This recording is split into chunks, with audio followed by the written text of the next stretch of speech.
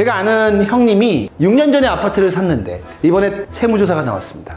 이분이 위법을 했냐? 아니고요. 그럼 이분이 다주택자냐? 그것도 아니죠. 형님이 저한테 찾아와서 하소연을 하시는데 자세히 보니까 딱 실수하신 게 보이시더라고요. 내 돈으로 내 집 사는데 세무조사가 나온 이유, 그것도 2019년 6년 전에 산 집이 지금 세무조사 나온 이유가 뭘까요? 그 핵심을 알려드리겠습니다. 안녕하세요. 국세청에서 22년 근무한 해결사 염지훈 세무사입니다. 오늘은 부동산 취득할 때 반드시 꼭 아셔야 할 체크포인트 준비했습니다. 시청 전에 좋아요, 구독 한 번씩 눌러주시고요. 우리 국세청 아는 형 가족분들은 세금 안 내시길 바랍니다. 절세는 염지훈. 제가 아는 형님이 10억 원짜리 아파트를 사고 6년이나 지난 후에 세무조사가 나왔다. 자그마치 6년치에 대해서 자금출처 조사를 받게 되면서 증여세만 2억 원을 넘게 내셨다. 이 형님 왜 6년 후에 세무조사를 받게 됐을까요? 자, 세무서가 게을렀던 걸까요? 그렇지가 않습니다. 형님이 10억 원짜리 부동산을 취득한 그 자금 출처는 다음과 같습니다. 1번 전세를 끼고 샀고요. 부모로부터 2억 원 이자 없이 원금을 꾸준히 상환해 나가는 걸로 해서 2억 원을 차입했고, 또 이 형님이 신고소득이 별로 없어서 은행 대출은 1억 원 정도 겨우 받았어요. 몇 가지가 9억이고 자기가 20년 동안 열심히 모은 그 1억 원, 이렇게 해서 10억 원으로 집을 샀다. 한마디로 자기 돈 1억 갖고 산 케이스예요. 근데 문제가 크게 없어 보이는데요? 그렇죠. 그러니까 이런 경우에는 자금 조달 계획서를 내도 거의 세무서에서 여기까지는 아무 문제를 삼지 않을 수 있죠. 그런데 이 형님 이 집에 들어가서 살 수가 없겠죠. 집은 샀는데 등기부만 내 집이고 결국 남한테 전세를 줬다. 그래서 이 형님은 이 동네에서 너무 살고 싶어서 여기 들어가지는 못하고 그 주변에 월세를 얻어 살고 있었다. 그런데 이 형님이 한 5년쯤 지나니까 나도 이 집에 들어가서 한번 살보고 싶다. 그래서 좀 들어가서 살려고 하는데, 그러려면 어떻게 해야 될까요? 이 전세금 6억 원을 갚기 위해서 대출을 늘리면 될 거예요. 근데 이 형님 신고된 소득이 많지 않은 자영업자였어요. 그러다 보니까 실질적으로 본인 자금이 좀 있었음에도 불구하고 이 자기 자금을 신고를 안 했기 때문에 어떻게 좀 쓸 수가 없으니까 대출을 받으려고 했는데, 제가 뭐라고 그랬죠? 신고된 소득이 없으면 대출이 안 나온다. 따라서 집 산 날로부터 약 5년이 지났고 이제는 괜찮지 않을까라고 생각하고 부모 찬스를 쓰기로 마음먹은 거죠. 집 산 지 5년 됐는데 이쯤에서 부모님이 좀 도와주면 세무서에서 모르지 않을까 하고 이 전세금 6억 원을 부모님이 도와주신 거예요.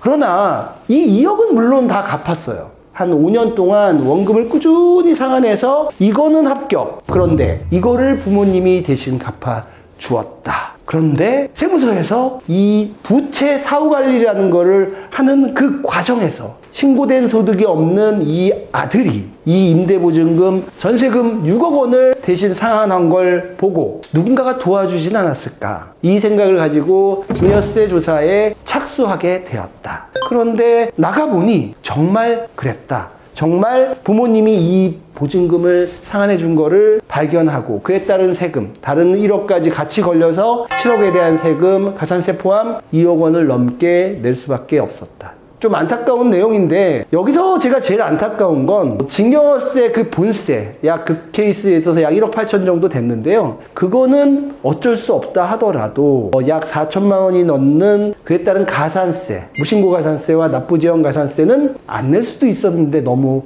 안타까웠다. 차라리 처음부터 조금 증여세를 내더라도 증여세 신고를 미리 하면서 돈을 지원받았다면 가산세 4천만 원 정도는 아낄 수 있지 않았나, 그런 생각이 들고요. 이분은 아마 부채 사후관리에 대해서 좀 개념이 모자라셨던 분이었던 것 같아요. 이거는 꾸준히 갚아놓고 요거는 한 번에 딱 갚음으로써 세무서에서 이거를 지켜보고 있다는 거를 놓치셨어요. 그래서 조금 안타까운 제가 아는 그 형님의 사연이었습니다. 근데 저렇게 집을 사시는 분들이 요즘에 사실 많잖아요. 그런 생각을 5년, 6년이 지나면 누구라도 할 것 같거든요. 맞습니다. 이제 세무서가 모르겠지 생각을 할 것 같은데 다 알고 있네요. 일단 자금 조달 계획서를 내면 그 내용 지자체를 통해서 세무서에 거의 다 들어가고요. 그러면 그 내용, 이 부동산을 취득하면서 전세금 6억, 부모 차입 2억, 은행 대출 1억, 이거는 채권자가 누구인지, 채무자가 누구인지 것이 그 기간이 얼마인지를 세무서 전산망에 부채 사후관리라고 입력을 한다. 이렇게 입력된 내용은 언제까지? 갚을 때까지 관리가 될 수 있다. 그래서 우리가 방심할 때쯤 그때 세무서에서 그거를 해명 요구하고, 그게 만약에 신고된 소득 등이나 증여나 신고된 소득으로 갚은 게 아니라면 증여세 조사가 나올 수도 있고, 조사를 하지 않아도 해명 요구만으로도 가세예고 통지서가 날라올 수 있다는 거 기억하셔야 될 것 같습니다. 그래서 저는 너무 지나치게 많은 대출을 활용해서 사시는 분들을 보면 차라리 어머니 아버니 조금 증여해 주세요. 저 20년 동안 공무원 생활하면서 제 돈으로 모은 거 한 1억 정도 모은 것 같아요. 왜냐면 애들 키우고 학원비 내고 신용카드 쓰고 이러다 보면 내 돈으로 이렇게 많은 돈을 축적하기라는 거는 정말 어렵거든요. 떳떳하게 증여해 주세요. 이런 얘기를 제가 좀 하는 편입니다. 자, 먼저 국세청에서는 어떻게 자금 출처 조사 대상을 선정할까요? 바로 그건 소득 지출 분석 시스템을 활용한다는 겁니다. 자, 여기서부터는 우리 국세청 아는 형 중에서도 염지훈 유튜브 팀의 양도 박사 이성우 삼타 강사님을 소개하겠습니다.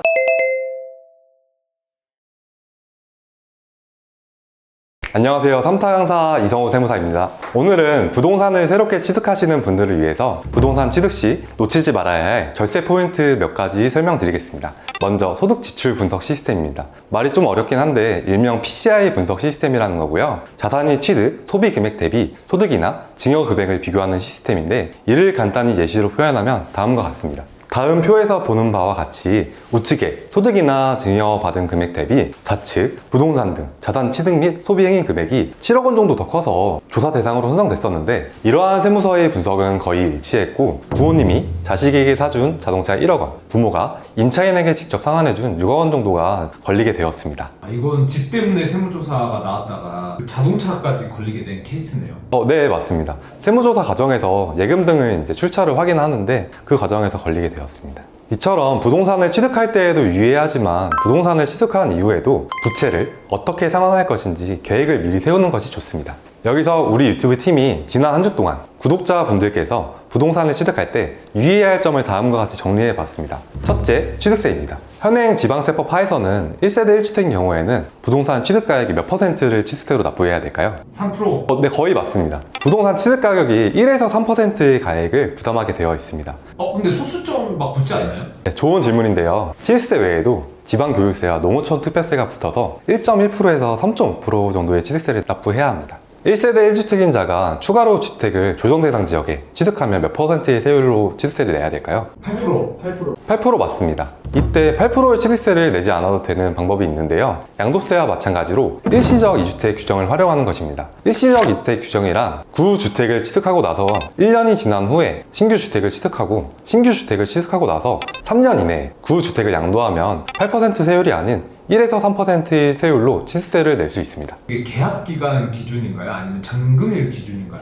잔금일 기준입니다. 만약 2주택 이상인 자가 주택을 추가로 구입하게 되면 이때는 무조건 중과세 되는데요. 조정대상 지역이었다면 12%, 조정대상 지역이 아니었다면 8%의 세율로 취득세를 내야 됩니다. 또한 취득세 감면 혜택들이 있는데요. 생애 최초 주택 취득세 감면 및 출산 양육 주택 취득세 감면 등이 규정이 있으니까 꼭 확인해 보시고 취득세 감면 받으시기 바라겠습니다. 여기서 1세대 1주택이란 본인뿐만 아니라 세대원 모두의 주택을 포함하는 개념이므로 나이 세대원의 기존 주택수가 몇 개인지 꼭 체크하시기 바라겠습니다. 두 번째는 자금 출처에 대한 확인입니다. 먼저 자기 스스로 자금 조달 계획서를 작성해 보시는 것이 좋을 것 같습니다. 부동산을 덥석 계약하시지 마시고 먼저 자금 조달 계획서를 작성해 보시고, 또한 아까 설명드렸던 PCI 분석표에 대입해 보신 후에 적절한 금액의 부동산을 취득하셔야 세무조사를 받지 않을 수 있습니다. 셋째, 부채의 사후관리입니다. 만약 부모님과 차용증을 작성하셨다면 원금이나 이자를 꾸준히 상환해 나가셔야 하고, 임대보증금을 반환하고자 한다면 본인이 소득이나 다른 대출을 받아서 꼭 상환하셔야 합니다.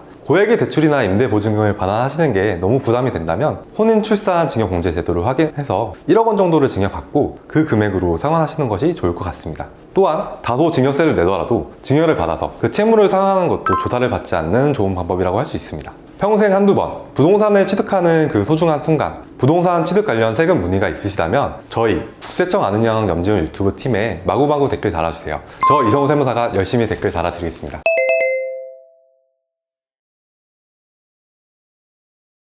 절세는 네, 우리 유튜브 팀의 양도 박사 이성우 세무사님의 상세한 설명 도움이 되셨습니까? 저희 유튜브 팀에서 일주일 동안 고민해서 만든 부동산 취득 시 유의해야 할 체크리스트 화면을 보면서 다시 한번 복습하겠습니다. 첫 번째, 취득세를 꼭 확인한다. 취득세 중과 대상인지, 일시적 2주택을 적용받을 수 있는지, 취득세 감면이 가능한지, 이 모든 판단은 세대원의 개념을 파악하고 나와 나의 세대원의 주택수가 과거에 몇 개였는지, 그리고 요번에 새로 취득하는 것까지 합한다면 1주택인지 2주택인지 3주택인지 꼭 체크해야 한다. 두 번째는 자금 출처 확인이죠. 차용증을 잘 작성하고 그거를 잘 갚아 나간다. 또한 너무 아끼지 말고 적절하게 증여한다. 자금 출처가 없다면 대출을 적극적으로 활용하고 능력에 맞는 부동산을 취득해야 한다. 세 번째, 부채 사후 관리. 신용카드 사용을 좀 자제하자. 임대보증금은 반환할 때 그 자금 출처가 명백해야 한다.